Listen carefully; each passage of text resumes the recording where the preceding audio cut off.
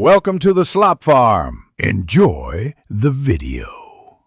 You begin by isolating power, turn off the breaker, and verify with a tester so you can work safely. Once power is confirmed off, mount the emergency unit near the fixture. Make sure the housing sits flush. Now expose the fixture's junction box and pull the AC feed and neutral into the emergency unit's wiring compartment because you need access to both. Connect grounds first, then keep the hot and switched hot separate. This prevents backfeeding into the circuit while you complete the next connections. Once the unit is mounted, connect the AC neutral to the emergency unit neutral. This completes the return path. Then join the AC hot to the unit's AC input. Make sure the switched hot from the lighting circuit is connected to the unit's control or test lead so the emergency mode triggers correctly.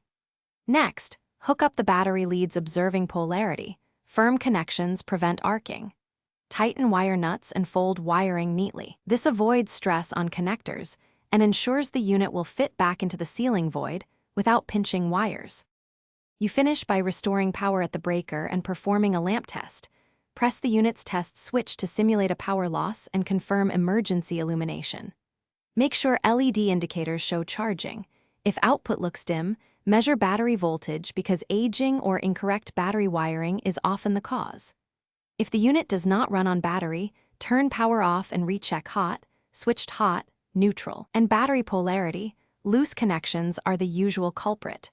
Finally, secure the access panel and label the unit for maintenance. Thanks for watching.